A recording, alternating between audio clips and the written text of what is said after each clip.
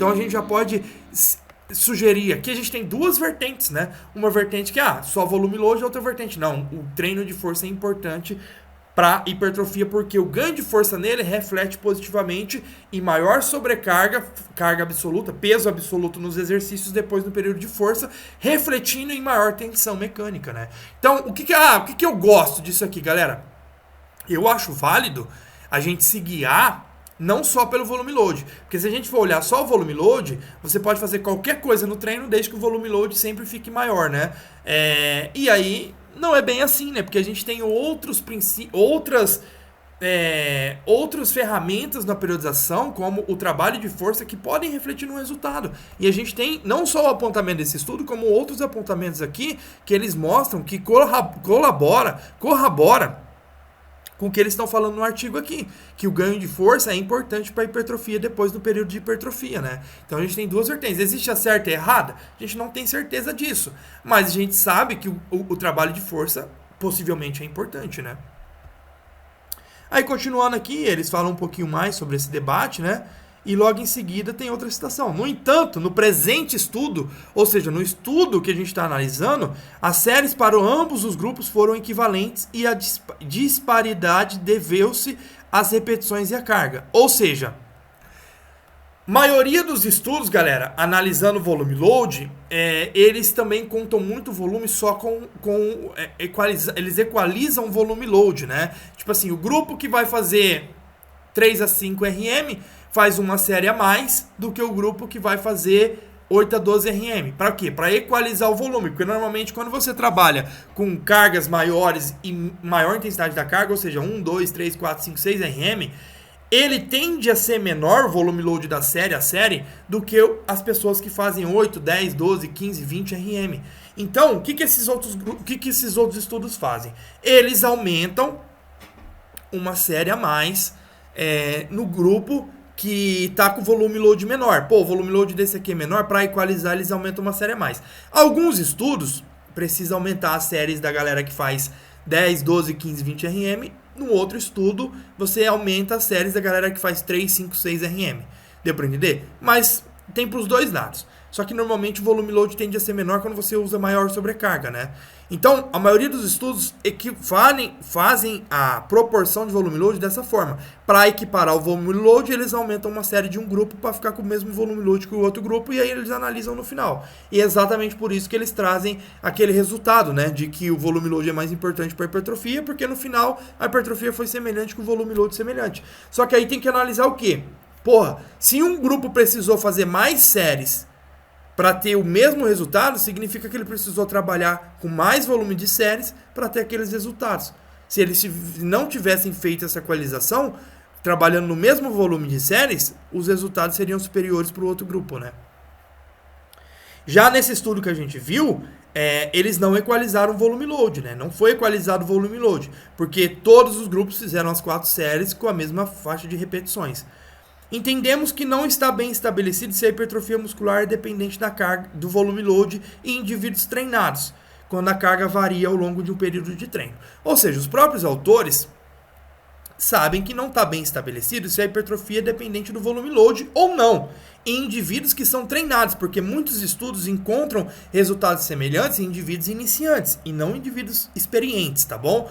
Então eles não têm certeza, eles não sabem, porque não está bem estabelecido, se a hipertrofia muscular é realmente dependente do volume load em indivíduos treinados, quando a carga varia ao longo de um período. Ou seja, em um período, que nem nesse estudo, em um período fizeram 1 a 3 RM, 3 semanas, e no outro período, da 4ª à 8ª semana, fizeram 8 a 12 RM. Ou seja, eles mudaram durante o período. Então, eles não sabem o quanto isso pode impactar ou não. Eles apenas sugerem que o ganho de força foi positivo para o resultado. Aqui mais um pouco. Esse estudo não está isento de limitações. Os protocolos foram realizados apenas nos membros inferiores, o que pode limitar a extrapolação para outros grupos musculares, como os músculos dos grupos superiores, né, dos membros superiores e do tronco. Ou seja, a gente não pode ainda extrapolar esse resultado para bíceps, tríceps, ombro, peito, costas, né? Eles analisaram especificamente 2 exercícios, agachamento, leg press 45, 2 exercícios básicos para pernas, e analisaram apenas o vasto lateral. Isso significa que a gente não pode extrapolar isso para tudo, né? A gente pode ter uma ideia de que talvez seja positivo, né? Porque os músculos respondem de forma semelhante à tensão mecânica. Só que a gente não pode afirmar isso, porque o estudo ele analisou especificamente o vasto lateral. Então você não pode extrapolar tanto. Você, porra, isso significa que eu não posso fazer treino de força para bíceps, peito, costas? Pode. A única coisa que você não pode fazer é afirmar que isso vai ser positivo também. Mas o estudo sugere que o ganho de força no período de força é importante para os resultados depois no período de hipertrofia. Então a gente pode fazer uma leve extrapolação? Pode. A gente só não pode confirmar isso e afirmar com total certeza, tá bom?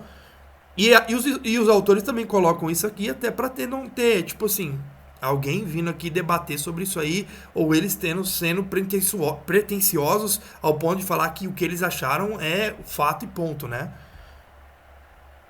Aí mais um pouco. Esses resultados foram observados em homens treinados e a generalização para outras populações como adolescentes, mulheres e idosos deve ser feita com cautela. Isso significa, galera, que eles avaliaram especificamente homens saudáveis com experiência de 3 anos de treino. E isso não pode ser extrapolado para idosos, mulheres e adolescentes, tá bom? Por quê? Porque a gente pode ter aqui um apontamento. Pô, eu posso fazer isso em adolescente, mulher, idoso? Pode. A gente só não pode afirmar novamente de que isso vai ser tão positivo assim para eles. Vai ser negativo? Muito dificilmente vai ser negativo, se for bem aplicado e bem usado. Mas a gente não pode falar, é uma evidência, e afirmar isso para adolescentes, mulheres e idosos, porque o grupo avaliado foi pessoas treinadas saudáveis. E homens, tá bom? Sugere-se que a dieta dos participantes pode contribuir para as alterações do tamanho dos músculos, tá? Então, sim, a dieta que eles fazem durante o período de estudo pode impactar nos resultados. Isso é importante a gente analisar. No presente estudo, não controlamos a dieta dos indivíduos. Eles apenas, lembram, sugeriram para os indivíduos manterem o hábito alimentar que eles já vinham sendo seguidos, para não ter uma discrepância nos resultados.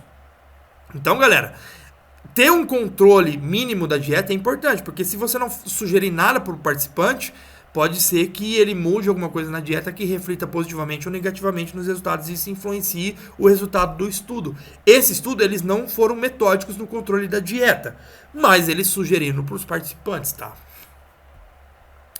Continuando aqui no finalzinho, né? Além disso, nós não investigamos as respostas moleculares aos diferentes regimes de treinamento e pesquisas futuras são necessárias para avaliar os efeitos da modificação do estímulo de treinamento nas proteínas associadas com a via de sinalização hipertrófica anabólica em indivíduos treinados, tá bom? Ou seja, eles não investigaram as respostas moleculares, o quanto isso impacta nas vias de sinalização em diferentes regimes de treinamento. Então, pesquisas futuras são necessárias para avaliar os efeitos da modificação do estímulo de treino, ou seja, de 1 a 3 RM para 8 a 12 RM, nas proteínas das vias de sinalização anabólica, ou seja, o quanto isso impacta nas proteínas associadas à tensão, estresse mecânico, estresse metabólico, o quanto isso impacta na parte molecular, nas vias de sinalização do treinamento, para a gente entender o porquê houve esse resultado. Porra, a gente sabe que o período de força, beleza, sugeriu que o período de força é importante para hipertrofia e ganho de força, obviamente, né? Ele reflete positivamente depois do período de hipertrofia. Mas como? Então, entender o como é importante. E a gente entende o como estudando as respostas moleculares perante a esses treinos, tá bom? Em resumo, os treinadores, os personagens, os treinadores de força, condicionamento e os profissionais devem considerar a inclusão de um curto período de treino. Lembra que eu falei, galera? Não adianta falar, então eu vou extrapolar isso e fazer 10 semanas para força. Não. Para quem busca hipertrofia, volume muscular, eles sugerem um curto período de treino orientado para força de baixo volume e alta carga. Isso significa o quê? Não vai fazer 10 semanas, faz ali 3, 4, 5 semanas igual eu sugeri para força, trabalhando em volume baixo e alta intensidade da carga nas séries de trabalho, igual eu falei para vocês. Não adianta também vocês jogar um volume de treino muito alto no período de força, que isso pode acumular fadiga do sistema nervoso central, a fadiga periférica, e isso limitar o ganho de força nesse período, que é o principal objetivo.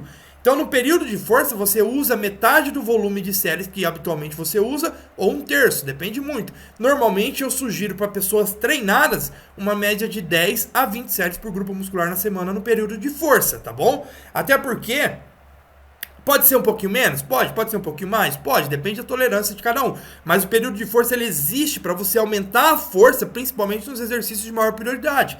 Principalmente os básicos, né? Terra, agachamento, supino, desenvolvimento, né? Nos exercícios isolados você pode até abrir um pouquinho mais a intensidade da carga. Mas nos exercícios principais, ter mais séries de trabalho no treino de força. Então é importante entender isso, porque senão o cara que joga muito volume de treino não ganha nada de força, e se ele não ganha nada de força, depois não vai refletir em nada no período de hipertrofia, tá? Porque para refletir no período de hipertrofia, galera, precisa ter algum ganho significativo de força. Não em todos os exercícios, mas uma boa parte deles, tá bom? Então é importante essa análise, tá? E aqui a gente encerra esse artigo, galera. Então, só recapitulando um pouquinho para vocês aqui, pra gente ter aplicabilidade. Galera, a aplicabilidade é o seguinte... Para quem busca mais hipertrofia muscular, eu posso usar isso em cut, eu posso usar isso no emagrecimento?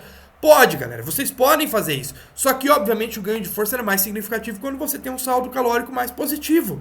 Você tem recargas energéticas, você tem esse favorecimento de ter um desempenho maior. Então, tente usar mais os períodos de força no momento onde você está comendo um pouquinho melhor, né? Num superávit, até num déficit ali, que não está prejudicando o teu desempenho, é válido. Mas se o déficit estiver regredindo os teus pesos, o ideal é diminuir o volume. Mas focando no estudo.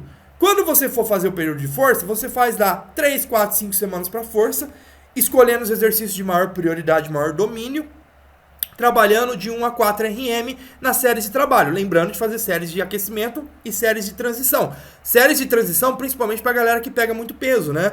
Não tem como um cara sair de uma série de aquecimento de 20, 40 quilos no agachamento e pular para uma série de 220 quilos para 2 RM no agachamento livre. Não. Ele vai fazer a série de aquecimento e depois ele vai fazer 1, 2, 3 séries de transição até chegar nas séries ali de 1 a 4 RM, tá? Lembrando que as séries de transição e as séries de aquecimento são bem longe da falha, igual o estudo. O cara pegou 50% de 1 RM e fez ali... Quantas repetições foram? 8 repetições. Ele poderia ter feito, sei lá, 40 repetições. Depois ele pegou uma carga para 70% de 1 RM e fez 3 repetições. Então a 70% de 1 RM já é uma série de transição, ele fez 3 repetições. Então você pode fazer uma série de aquecimento de 20 a 30 repetições, com carga bem baixa. Depois você faz 1, 2 ou 3 séries de transição, com 70% de 1 RM, fazendo umas 3, no máximo 4 repetições aí. Podendo fazer 12, 15, 10 repetições. Deu para entender? E aí vocês fazem isso aí, depois vocês entram na série de 1 a 4 RM, 1 a 5 RM. E aí vocês podem fazer esse trabalho de força aí. E nos exercícios isolados, se der, faz. Se não der, fica na média de 6 a 10 RM ali nos exercícios isolados, tá? Que normalmente são bem difíceis de você ter uma boa técnica com cargas muito altas, tá? Por exemplo, uma polia, um rosca direta, um exercício assim mais difícil. Aí vocês podem manter eles todos nas 6 a 10 RM. Lembrando de manter um volume de treino relativamente baixo e médio para você conseguir progredir a carga de forma significativa e essa progressão refletir depois no treino de hipertrofia. Então, a aplicabilidade é exatamente essa. Você tem aqui uma evidência um pouco mais forte para o treino de pernas, então você pode usar mais para o treino de pernas, né? Mas isso também você também pode usar isso para costas, peito, pode fazer o treino, obviamente, normalmente o treino todo é para força, né? Peito, costas, ombros, tríceps, bíceps, quadríceps, tibiais, glúteos, normalmente todo o treino é focado para força ali nesse período. E aí você pode fazer isso aí. Você não pode afirmar que isso é muito bom, você pode fazer e depois ir experimentando isso na prática. Depois você faz 3, 4, 5 semanas de força, aí depois você faz mais 12, 14, 16, 20 semanas para hipertrofia. Depois volta no treino de força normalmente para tentar progredir um pouquinho melhor a carga. 3, 4, 5 semanas, depois faz mais 10 a 20 semanas para hipertrofia. Então você pode ir intercalando assim, porque o treino de força ele entra no ponto chave da periodização conforme você sente a necessidade. Estagnei muito nas cargas, você faz 3, 4 semanas. Vamos fazer um período de volume baixo e treino de força. Aumentou, voltou a progredir as cargas, depois você volta para o treino de hipertrofia. Deu para entender? Você não vai perder hipertrofia, até porque a sinalização do treino de força também gera uma adaptação para hipertrofia, menor, mas ainda gera. E depois o ganho de força vai refletir positivamente nos ganhos de hipertrofia, depois no período de hipertrofia. Deu para entender, galera? Então essa foi a aula, espero que vocês tenham gostado. Uma aula bem extensa, mas para a gente debater um artigo muito bacana que eu gosto bastante, tá? Muito obrigado a todos. Deixa eu molhar aqui que minha garganta tá doendo. Espero que todos tenham gostado. E quando vocês tiverem bons feedbacks, com certeza eu vou trazer mais artigos aqui para vocês. Um abraço e até a próxima aula.